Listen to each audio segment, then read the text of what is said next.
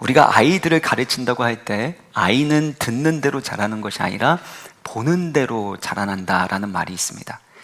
부모가 하는 말이나 가르침보다 부모의 성품과 삶의 모습을 자녀들이 보고 따라가게 된다는 뜻일 것입니다. 그래서 데이비드 블라이라는 사람은 이렇게 표현했는데요.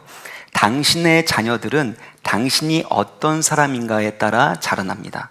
그러므로 당신의 자녀들이 되기를 원하는 삶의 모습을 부모가 살아가야 합니다.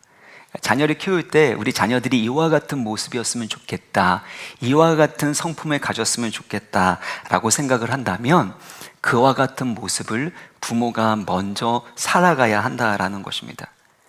그래서 이 부모로서 자녀들을 얼마나 잘 키울 것인가, 얼마만큼 훌륭하게 양육할 것인가, 이거보다 더 중요한 것이 있다면 자녀를 양육하는 부모가 어떤 사람으로 성장하고 있는가, 어떤 사람이 되어 가는가, 이것이 훨씬 더 중요하다라는 것이죠. EBS 60분 부모라는 책에서 제가 이 대목을 봤는데요, 아직도 제 마음 가운데 남아있는 글귀입니다. 부모가 된다는 것은 겉으로는 어른처럼 보이는 사람이 진정한 어른으로 성장하는 과정이다. 다시 한번 들어보세요. 부모가 된다는 것은 겉으로는 어른처럼 보이는 사람이 진정한 어른으로 성장하는 과정이다. 우리가 자녀들을 양육하는 데 있어서의 초점이 자녀들의 어떤 모습, 거기에 맞춰져 있는 것이 아니라 바로 내가 어떤 부모로 그리고 진정한 어른으로 성장하고 있는가, 여기에 초점을 맞춰야 되는 것이죠. 제가 청소년 사역을 할 때 이 부모님들과 상담하게 되면 자녀들이 사춘기를 겪으면서 방황하게 되고 또 반항하게도 되는 그 모습 때문에 부모님들이 참 많은 아픔과 좌절을 경험하게 되는 것을 보게 됩니다. 그때 제가 부모님과 상담할 때 드렸던 말씀은 이것입니다. 하나님은 자녀의 문제를 통해 부모의 믿음을 만들어 가신다라는 것이죠. 그러면서 자녀 양육이라는 건 부모가 자녀를 제자 훈련시키는 과정이라기보다는 자녀 양육을 통해서 부모가 하나님 아버지의 형상을 닮아가는 부모의 제자 훈련을 받는 것입니다. 이렇게 말씀을 드립니다. 저마다 자녀들의 신앙 문제를 가지고 골머리를 앓는 것을 많이 보게 되죠. 근데 그 과정을 통해서 하나님이 우리 가운데 단련하고자 하시는 것은 자녀의 믿음뿐만 아니라 부모의 믿음이라는 겁니다. 자녀를 어떻게 하면 제자훈련 잘 시킬 것인가, 너무나도 귀한 생각이지만 그 과정 가운데 부모가 제자훈련 받는 겁니다. 제가 이 말씀을 드렸는데 많은 부모님들이 이것들을 받아들이고 그것에 따라서 부모가 먼저 달라지도록 자녀를 향한 나의 말투, 나의 표정, 나의 태도, 이것들을 먼저 다르게 하려고 애쓰는 부모님을 제가 그리 만나지 못한 것이 참 마음이 아팠습니다. 주님을 본받는 부모가 될 때 자녀들 또한 그 주님을 본받는 부모를 따라갈 수 있다는 것이죠. 때로는 내가 아무리 주님 앞에서 경건하게 신실하게 살아가도 자식은 내 마음대로 안 되는 것들을 경험하게 됩니다. 그래서 하나님의 은혜가 얼마나 많이 필요한지, 나의 헌신과 노력과 애쓰는 것이 때로는 보잘것없이 느껴질지라도 하나님은 그 일들까지도 사용하셔서 우리를 겸손케 하시고 우리의 믿음을 단련시키시고 반드시 우리의 기도에 응답하시는 것을 우리 가운데 가르쳐 주시는 것이죠. 그래서 우리가 주님을 본받는 자가 되어야 되고, 그리고 주님을 본받는 우리의 모습을 보고 또 다른 사람들이 우리를 본받게 되는 것, 이것이 신앙생활이라는 것입니다. 오늘 성경 본문은 사도 바울이 그의 동역자 디모데와 에바브로디도에 대해서 소개하는 내용을 담고 있습니다. 본문의 위치상 잘 맞지 않는 것처럼 보입니다. 이전까지 복음에 합당한 삶을 살아가라, 그리스도 예수의 마음을 품어라, 그리고 예수 그리스도의 마음과 겸손으로 복음을 위하여 하나 되고 협력하라 라는 말씀이었습니다.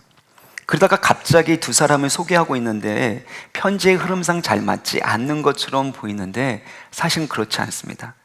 두 사람을 소개하는 이유가 있다면 실제로 예수님의 마음을 본받은 복음에 합당한 삶을 살아가는 귀한 본보기가 되는 사람이 바로 이 두 사람이란 것을 알려주고자 하시는 거죠. 우리 교회에서도 예수님이라면 어떻게 하실까라는 캠페인을 진행을 했습니다. 예수님은 우리의 삶과 신앙의 완전한 본보기, 완벽한 롤 모델이 되시기 때문이죠. 그래서 예수님을 닮아가기 위해서, 예수님 본받기 위해서 예수님이라면 어떻게 하실까 파이치도 만들고 그에 따라서 부단하게 애쓰며 노력하지 않았습니까? 근데 어떻게 예수님처럼 살아갈 수 있을까라고 질문을 한다면 빌립보서는 이렇게 답을 한다는 겁니다. 그리스도 예수의 마음을 품으라는 겁니다. 겉으로 보이는 그 모습만이 아니라 우리의 중심이 예수 그리스도의 마음으로 바뀌어야 된다는 겁니다. 나보다 남을 더 낮게 여기는, 심지어 나의 자녀를 나보다 더 못나 보이고 잘못된 것 같은 그 사람까지도 더 낮게 여길 수 있는 겸손한 마음이 있어야 되는 것이고, 예수님께서 십자가에 죽기까지 순종하신 것처럼 하나님의 말씀에 순종할 수 있고 사랑과 희생할 수 있는 그 예수 그리스도의 마음을 품어야 한다는 것이죠. 또한 우리 안에 일하시는 분은 하나님이시기 때문에 성령 하나님께서 우리 가운데 새로운 소원을 주시고 거룩한 갈망과 의지를 주실 뿐만 아니라 하나님의 뜻대로 순종하며 살아갈 수 있는 능력을 주시기 때문에 우리가 예수님을 닮아갈 수 있다. 이것이 빌립보서의 말씀이라는 것입니다. 그러므로 우리는 예수 그리스도의 마음을 본받고 예수 그리스도를 닮아갈 수 있는 예수님의 제자인 줄 믿습니다. 고린도전서 11장 1절을 보면 같이 한번 읽겠습니다. 시작. 내가 그리스도를 본받는 자가 된 것 같이 너희는 나를 본받는 자가 되라. 사도 바울이 내가 그리스도를 본받는 자이기 때문에 고린도 교회 성도들을 향하여 너희가 나를 본받아야 된다라고 아주 확신을 가지고 권면하고 있는 것입니다. 디모데와 에바브로디도도 예수님을 본받는 자였는데 예수님을 본받고 있었던 사도 바울을 본받은 사람이기도 하다라는 겁니다. 22절의 말씀을 보면 디모데의 연단을 너희가 안 하니 라고 되어 있는데, 여기에 연단은 고생을 많이 했다 뭐 이런 뜻이 아니라 믿음과 인품이 검증되었다라는 뜻입니다. 그러니까 디모데의 인품을 보면, 그의 신앙 인격을 보면 그 사람은 정말 예수님을 닮은 사람이라는 걸 너희가 알고 있지 않느냐. 왜냐하면 디모데는 바울에게 있어서는 자식과 같은 존재였고, 디모데는 바울을 아버지처럼 모시면서 본받았기 때문에 그들은 예수님을 닮아가는 본보기로 살 수 있었다라는 것입니다. 마찬가지입니다. 우리는 영적인 가족 공동체 안에서 서로를 본받고 예수 그리스도를 본받으며 살아가도록 하나님이 우리를 불러주셨다라는 것입니다. 그래서 영적 공동체, 여러분의 옆에 두고 있는 믿음의 동역자가 너무나도 중요한 것입니다. 제가 미국 이민교회에서 사역을 할 때 어느 교회의 청소년 수련회 강사로 가게 됐습니다. 그곳에서 교사로 섬기는 분의 간증을 듣게 되었는데, 이민을 오시면서 그 과정 가운데 참 많은 어려움이 있었고 그러면서 예수님을 믿고 만나게 되신 것입니다. 그때 전도한 분이 그분에게 권면하기를 큰 교회 가서 신앙생활을 해라 라고 했다는 거예요. 다른 이유가 아니라 교회가 그만큼 커지려면 그만큼 훌륭한 믿음의 사람들이 모였고 그분들의 섬김 때문에 그 교회가 성장했으니 그 좋은 분들, 믿음이 정말 좋은 분들을 만나서 그분들과 함께 신앙생활을 하고 그분들을 본받는 신앙생활을 하라는 의미였습니다. 결국에 그 교회 가서 신앙생활을 잘 하셔서 교사로도 섬기고 계셨기에 제가 그 간증을 들을 수 있었는데요, 저는 그 말에 전부는 동의하지 않습니다. 왜냐하면 저희 아버지도 개척교회 하셨고 제가 개척교회 아들로 자라나면서 작은 교회에서도, 규모가 작은 교회에서도 얼마든지 믿음이 훌륭하고 성숙한 분들이 많다라는 것을 제가 눈으로 보았기 때문입니다. 그럼에도 불구하고 제가 인정하지 않을 수 없는 건, 교회가 이만큼 성장한다는 건 그만큼 귀한 믿음의 사람들의 희생과 헌신이 있었기 때문이라는 거죠. 정말 사랑의 수고와 그 기도가 있었기 때문에 교회가 성장하게 되었다는 것, 이것은 우리 교회에 정말 딱 맞는 표현이라고 생각합니다. 지금까지 우리 교회의 역사를 보면 정말 보석 같은 믿음을 가지고 계시는 귀한 믿음의 선배들이 계셨습니다. 그분들의 희생, 수고, 마치 자기의 가족처럼 돌보면서 아프면 찾아가서 죽을 해주고 반찬을 해주고 그렇게 챙겨서 그렇게 돌봤던 그분들의 사랑의 성긴 때문에 이 교회가 이처럼 성장하게 된 거 아닙니까? 근데 지금도 계속해서 교회가 성장하고 있는데 저는 참 고민이 많습니다. 왜냐하면 와우리 교회의 출석 교인 수가 점점 늘어나고 있지만 그만큼 예수님을 닮은 사람들이 우리 교회에 많아지고 있는가? 예수 그리스도를 본받는 제자의 수가 그만큼 더 많아지고 있는가? 그 질문을 했을 때 어떤 답을 얻을 수 있는가? 그것 때문에 고민이 많은 것이죠. 그래서 오늘부터 당회 장로님들과 함께 사역 훈련을 진행합니다. 앞으로 우리 교회가 예수님을 본받고 닮아가기 위해서 어떻게 제자 훈련을 해야 될지, 또 교회를 향한 하나님의 마음과 비전이 무엇인지를 함께 나누고 정말 예수님을 닮은 작은 예수들이 가득한, 예수 그리스도를 닮은 예수님의 제자가 풍성한 우리 교회가 되기를 간절히 소망합니다. 이를 위해서 기도해 주시고, 그리고 우리 교회가 그러한 제자 공동체가 되기를 간절히 소원하는데요. 그렇다면 디모데와 에바브로디도를 통해 우리가 본받아야 될 복음적 신앙생활은 무엇인지 우리가 좀 살펴보겠습니다. 첫 번째는 함께 수고하고 협력하는 것입니다. 22절의 말씀을 같이 읽겠습니다. 시작. 디모데의 연단을 너희가 안하니 자식이 아버지에게 함같이 나와 함께.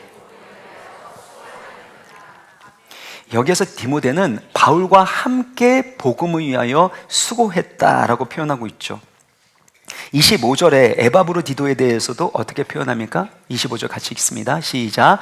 그러나 에바브로디도를 너희에게 보내는 것이 필요한 줄로 생각하노니 그는 나의 형제요 함께 수고하고 함께 군사된 자요 너희 사자로 내가 쓸 것을 돕는 자. 에바브로디도는 감옥에 갇혀있는 이 바울의 필요를 돕는 옥바라지 역할을 했었던 사람입니다.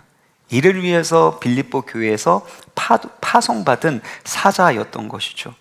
근데 본문을 다시 한번 보여주시면 사도 바울은 그를 뭐라고 부르냐 하면 나의 형제요 함께 수고하고 함께 군사된 자라고 표현하고 있습니다. 그러니까 종합하면 두 사람 모두 복음을 위하여 함께 수고하고 함께 고생한 동역자라는 것을 알 수 있습니다. 하나님 보실 때 기쁨이 되는 모습이 이 모습입니다.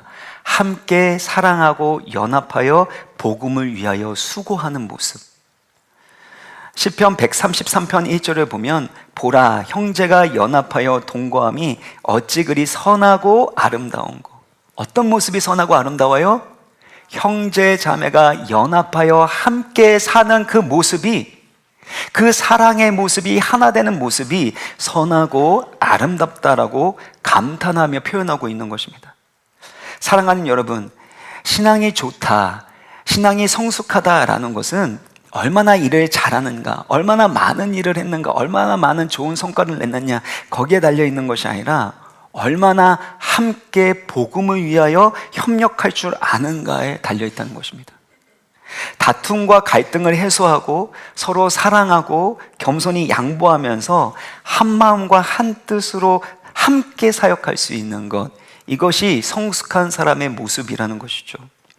그래서 교회 중직자를 세울 때 있어서의 기준은 얼마만큼 많은 일들을 할 수 있는가, 얼마만큼 교회에 기여를 할 수 있는가, 그것들도 뭐 필요할 수 있겠지만 훨씬 더 중요한 것이 있다면 누가 합력하고 함께 섬길 수 있는 사람인가, 다툼과 갈등이 아닌 함께 수고하고 협력할 수 있는 그 사람이 바로 교회를 섬기는 사람이 되어야 한다는 것입니다.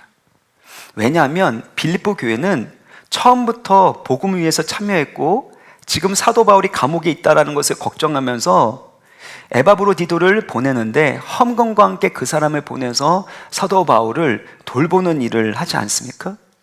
얼마나 훌륭한 교회입니까? 그런데 문제는 뭐냐면 빌립보 교회가 당시에 막강한 영향력을 가지고 있었던 두 명의 여성 지도자가 서로 갈등을 겪고 있는 겁니다.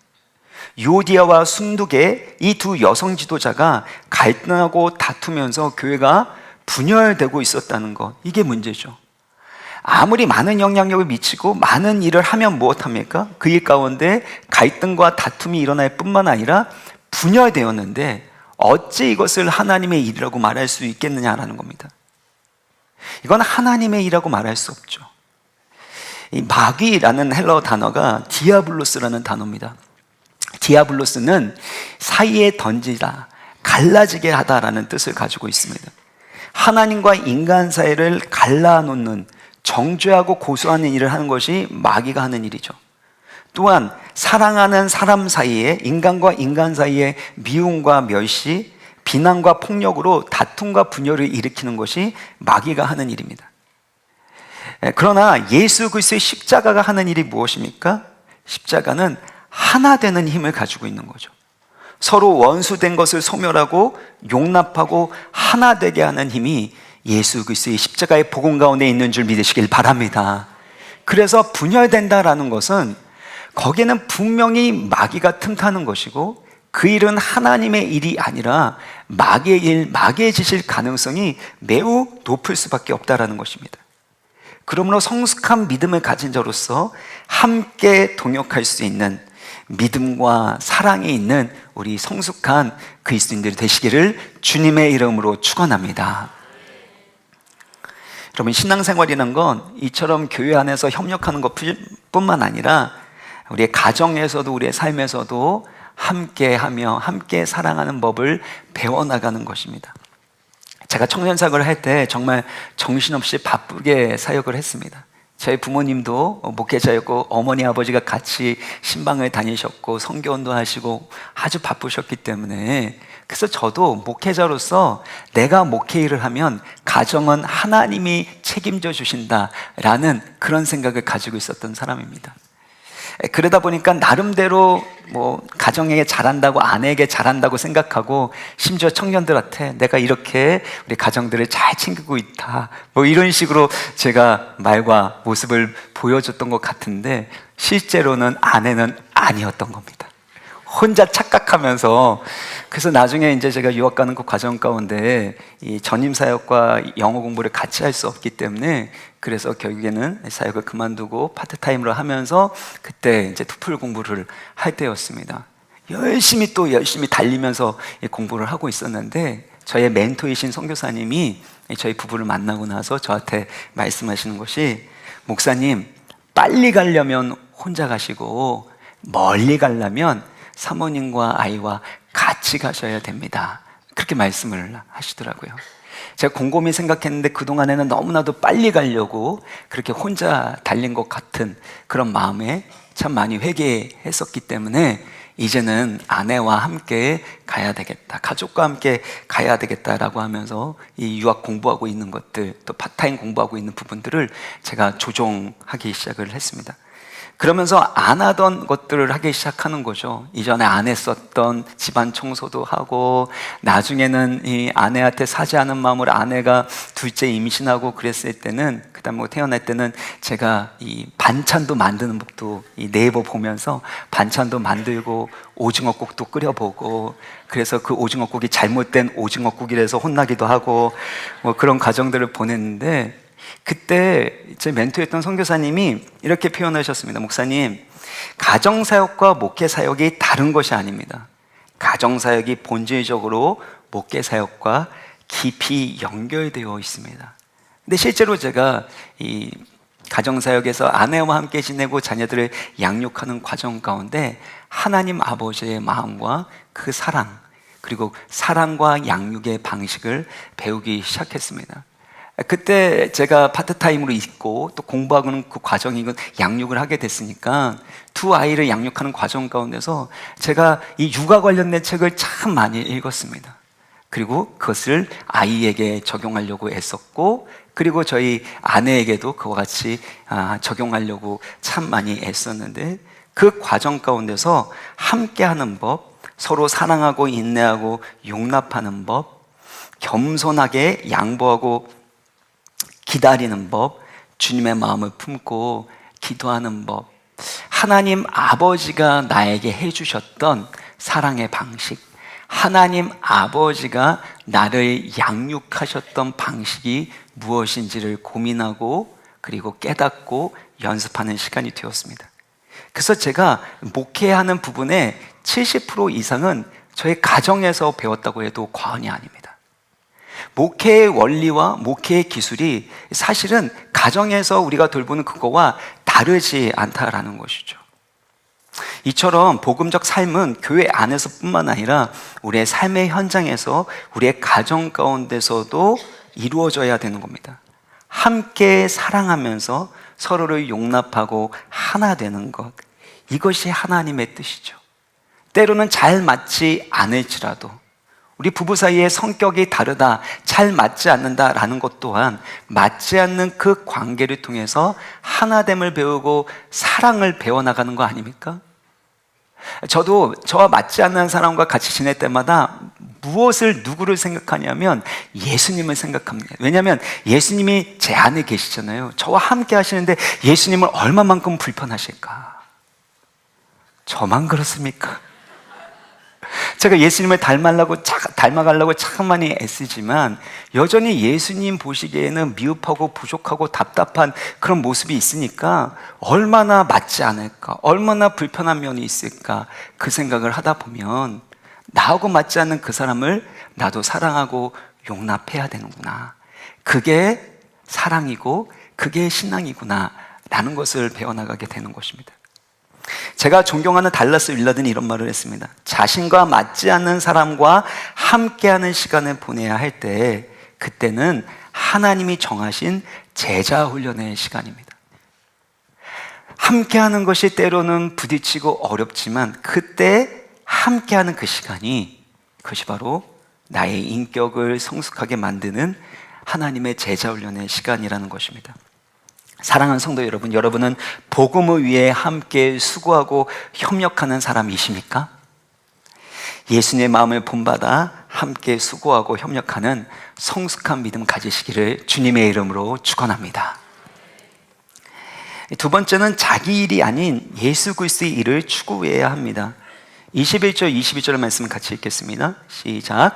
그들이 다 자기 일을 구하고 그리스도 예수의 일을 구하지 아니하되 디모데의 연단을 너희가 안 하니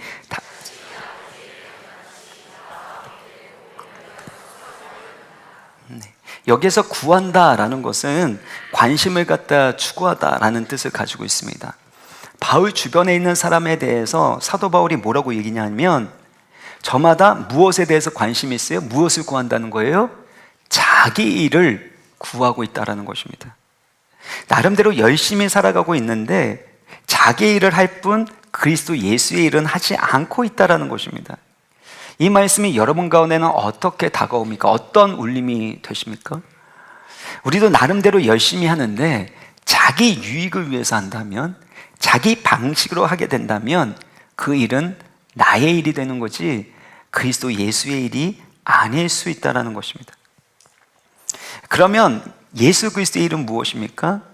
마가복음 10장 45절 보시면 인자가 온 것은 섬김을 받으려 함이 아니라 도리어 섬기려 하고 자기 목숨을 많은 사람의 대속물로 주려 함이라 라고 말씀합니다.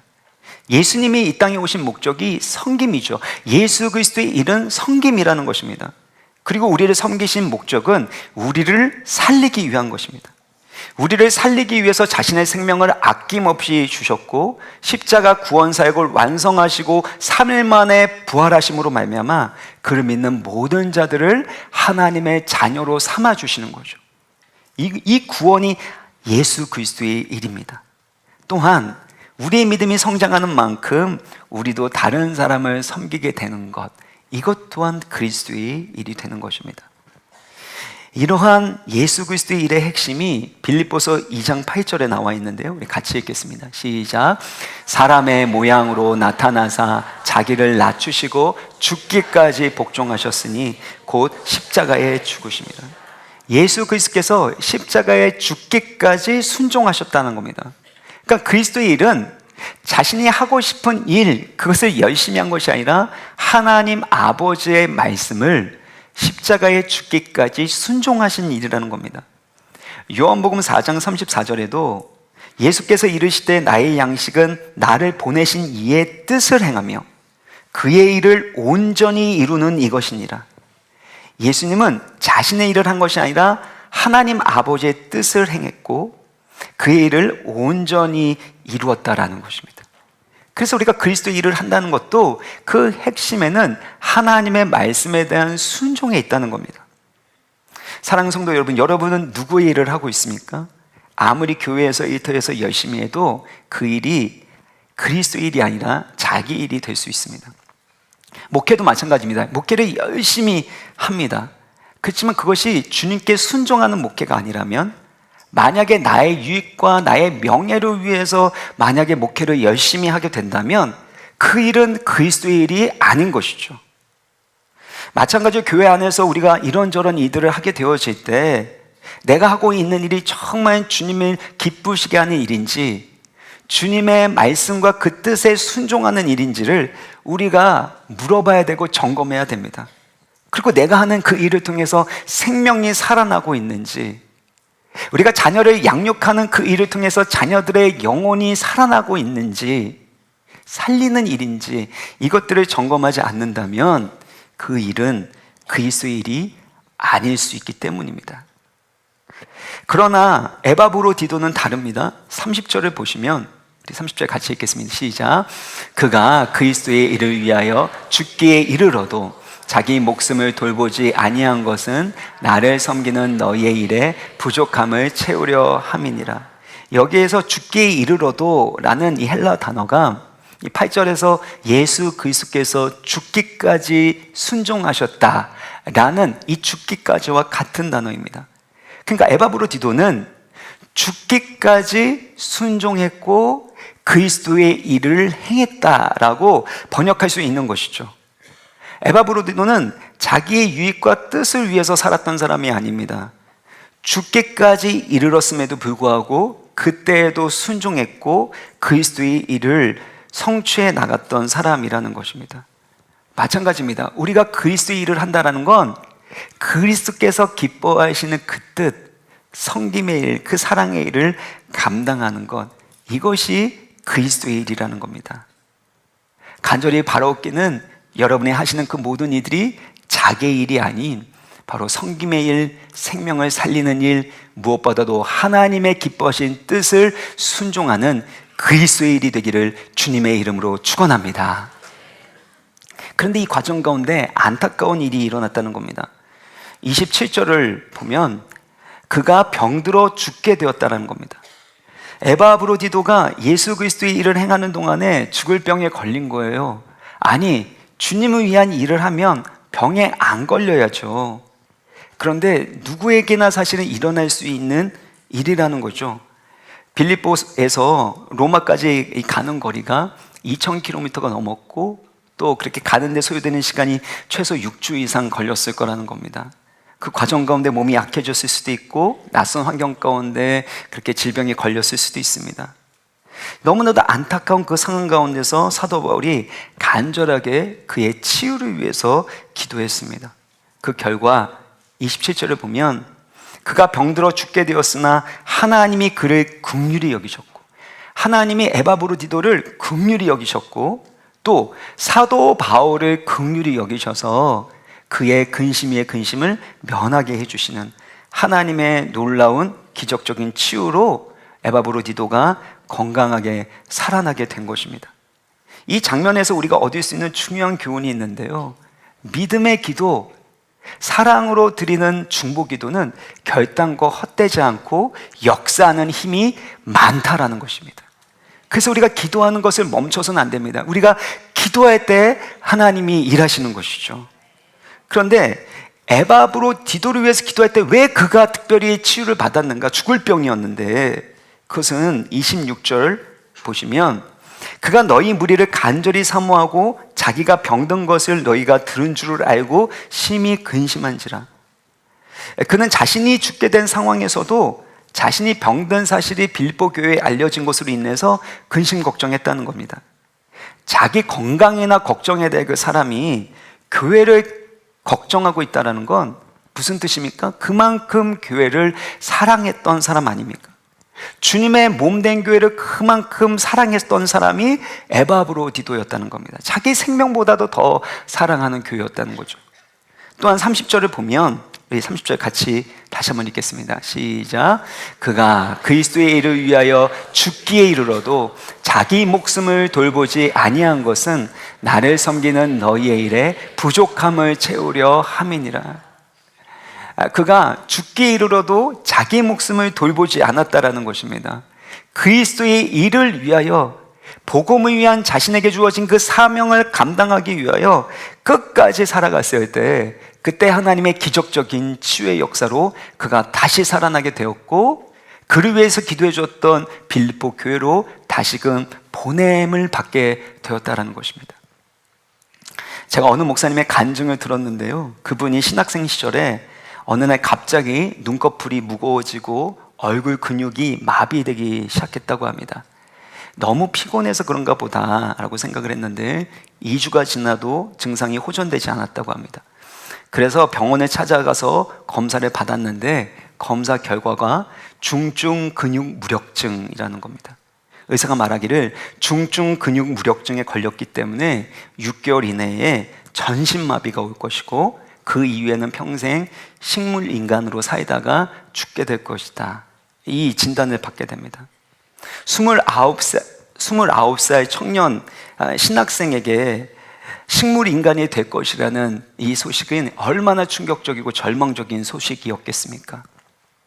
그는 병실에서 멍하게 이 창밖을 이렇게 바라보면서 의사가 했었던 말이, 약물로 치료하게 되면 그러면 길게는 1년 정도까지는 늦출 수는 있지만 아무리 애써도 6개월까지밖에 될 수 없다는 그 말로 인해서 크게 상심하고 절망하면서 하나님 앞에 부르짖습니다. 하나님, 제가 왜 이런 고통을 당해야 합니까?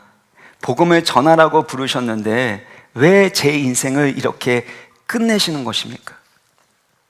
그렇게 탄식하면서 기도하는데 그때 하나님께서 그의 마음 가운데 성경 한 구절을 떠오르게 하셨습니다. 욥기 1장 21절인데요. 주신 이도 여호와시요 취하신 이도 거두신 이도 여호와시니 여호와의 이름이 찬송을 받을지니라. 그 청년 안에 나의 모든 것이 하나님의 것이라는 하나님의 주권에 대한 이 깨달음과 믿음이 생기기 시작했습니다. 내 몸과 건강은 그래도 내 것이라고 생각했는데 내 건강도 내 몸도 내 것이 아니라 하나님께서 잠시 맡겨주신 것이구나 라는 것을 인정하게 되었습니다. 그러니까 그가 병실에서 무릎을 꿇고 회개의 기도를 드리기 시작했습니다. 하나님, 제가 입술로만 예수님이 나의 주인이라고 고백했지 실제로는 제가 주인 행세를 했습니다. 잘못했습니다, 주님. 이렇게 눈물의 회개를 올려드렸고 그 눈물은 감사로 바뀌었다고 합니다. 내가 손으로 밥을 먹을 수 있는 것, 두 발로 화장실에 걸어갈 수 있는 것, 사랑하는 사람들을 볼 수 있는 것, 이 모든 것이 은혜라는 것을 깨닫게 된 것입니다.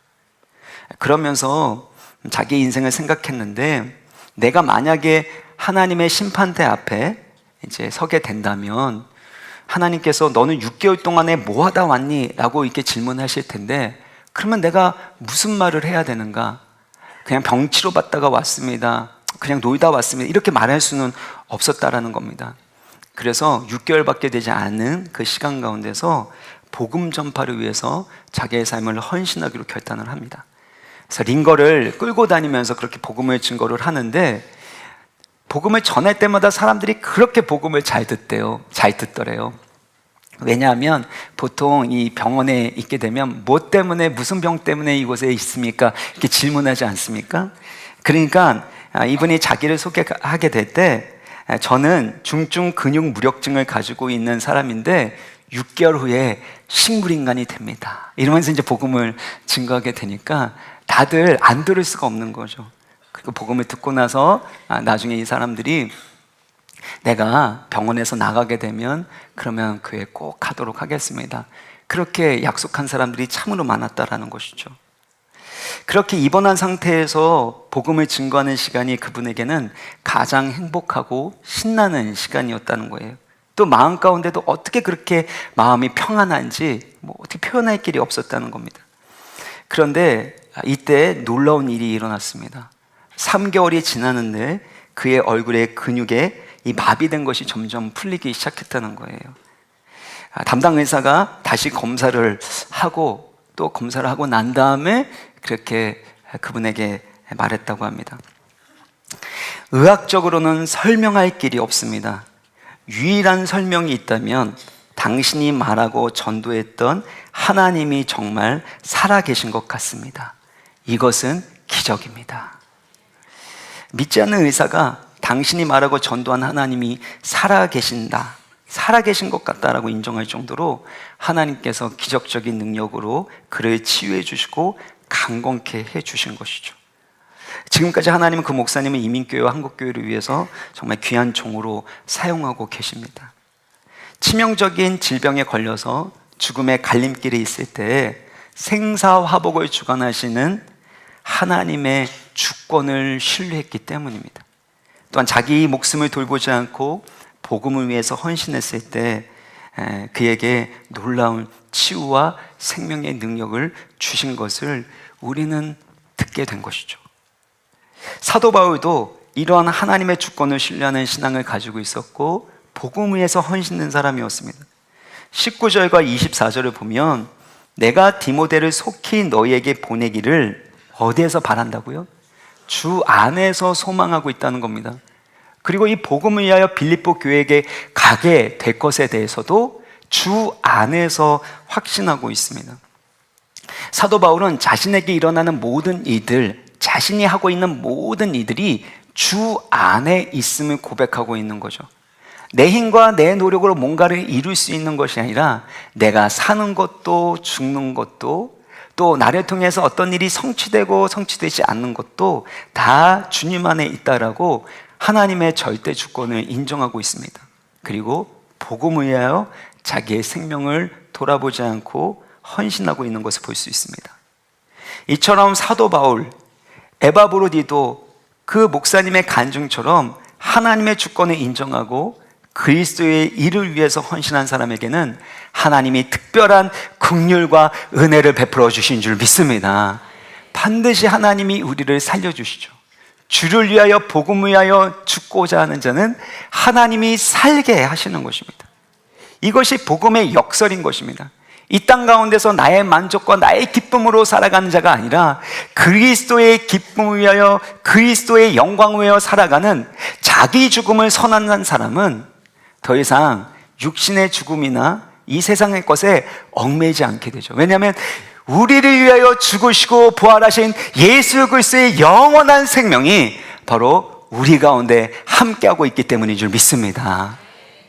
그래서 우리가 그 천국에 대한 소망을 가지면서 이 땅 가운데 살아갈 뿐만 아니라 이 땅 가운데서도 하나님의 자녀로서 천국의 예고편을 경험하면서 살아갈 수 있게 되는 것입니다.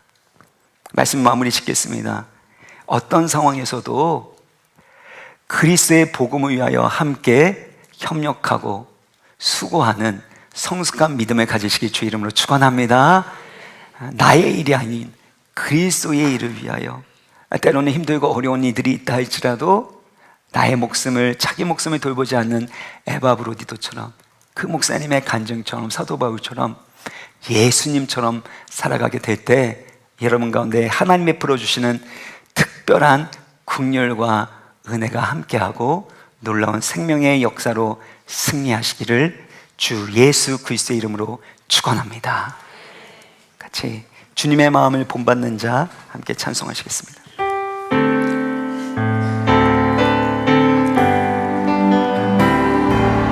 주님의 마음을 본받는 자 그 마음의 평강이 찾아옴을 험악한 세상을 이기림이 하늘로부터 임함이로다. 2절입니다. 주 모습 내 눈에 안 보이며 그 음성 내 귀에 안 들려도 내 영혼 날마다 주를 만나 신령한 말씀 늘 배우도다. 주님의 마음 본받아 살면서 그 거룩하심 나도 이루리. 3절입니다. 가는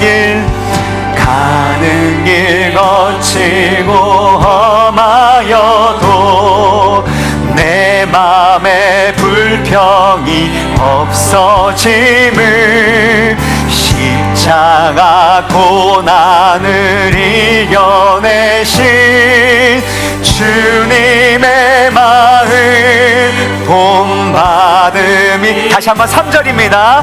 가는 길 거칠고 험하여도 내 맘에 불평이 없어짐을 십자가 고난을 이겨내신 주님의 마음 본받음이라.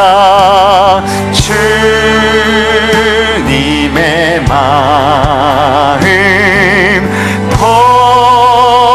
본받아 살면서 그 거룩하신 나도 이루. 4절입니다. 주 예수 세상에 다시 오시 그날의 무성도 변하여 주님의 빛나는 그 영상을 다 함께 보며 주 찬양하리. 주님의 마음 본받아 살면서 그 거룩하신 나도. 이 시간 우리 믿음으로 다 같이 일어나셔서 찬양합니다. 주님의 마음, 주님의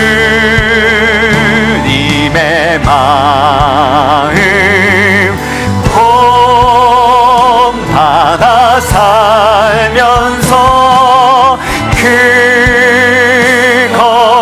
거룩하신 나도 이루리. 주님 마음, 우리 나 주님의 기쁨 되기 원하게 찬양합니다. 나 주님의 기쁨 되기 원하네. 내 마음을 새롭게 하소서. 내 마음을 새롭게 하소서. 새 부대가 되게 하여 주사. 새 부대가 되게 하여 주사. 주님의 빛 비추게 하소서. 주님의 빛 비추게 하소서. 겸손히 내 마음 드립니다. 겸손히 내 마음 드립니다. 나의 모든 것 받으소서. 나의 모든 것 받으소서. 나의 마음 깨끗게 씻어주사. 나의 마음 깨끗게 씻어주사. 주의 길로 행하게 하소서. 주의 길로 행하게 하소서. 내가 원하는 한 가지, 내가 원하는 한 가지, 주님의 기쁨이 되는 것. 내가 원하는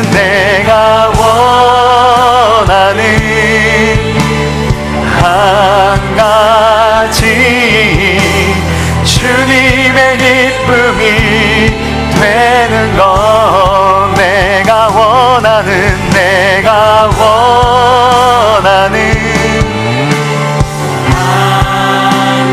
주님의 기쁨이 되는 것, 주님의 기쁨이 되는 것, 내가 원하는 한 가지 주님의 기쁨이 되는 것.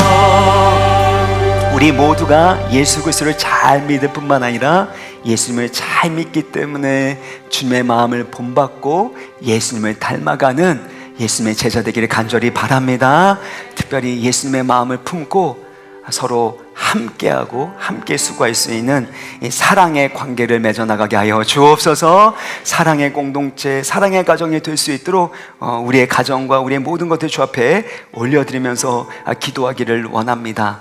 또한 우리가 그리스도의 일을 해야 됩니다. 나 자신을 위한 것이 아니라 바로 그리스도의 말씀에 순종하고 하나님이 기뻐하신 그 뜻에 순종하는 우리 모두가 되게 하여 주옵소서.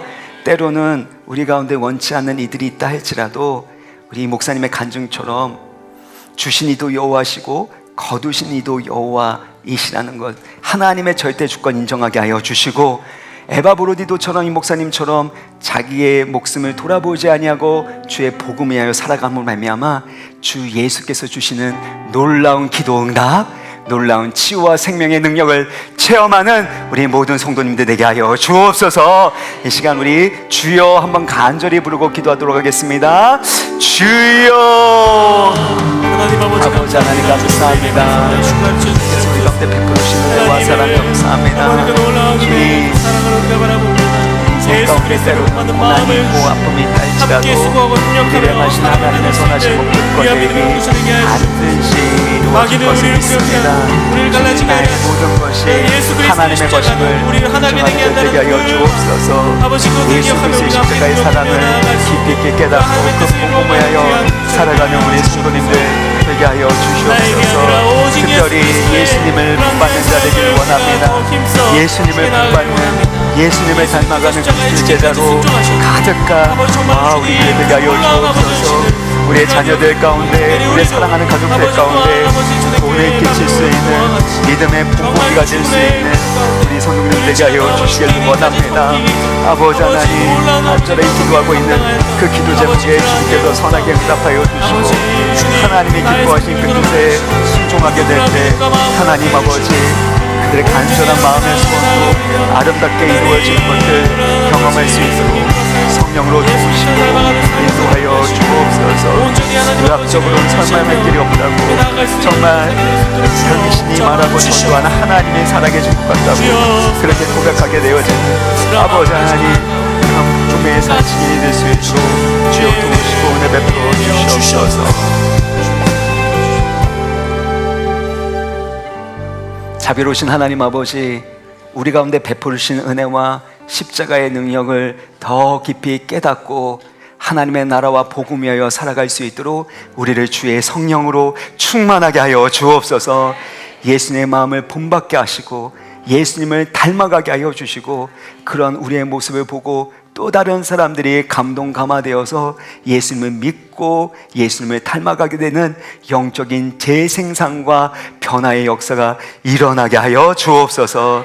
특별히 함께하는 사랑과 능력을 주시기를 원합니다. 우리의 이기적인 마음, 교만한 마음을, 고집센 마음을 다 내어버리고 깨트려버리고 예수님께서 십자가의 죽기까지 순종하시고 사랑하신 것처럼 그토록 주님의 일을 감당하고 주님의 뜻대로 순종하는 하나님의 사람들 되게 하여 주심으로 인해서 아름답고 풍성한 열매 맺어 하나님께 영광 돌리게 하여 주옵소서. 특별히 우리가 살아도 주를 위하여 살고 죽어도 주를 위하여 죽나니 사나 죽으나 우리가 주의 것인 줄 믿습니다.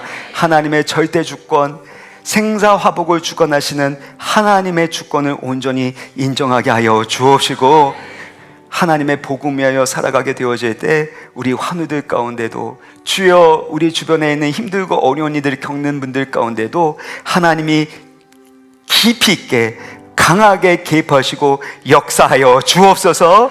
그래서 믿지 않는 의사가 당신이 말하고 전도한 하나님이 살아계신 것 같습니다.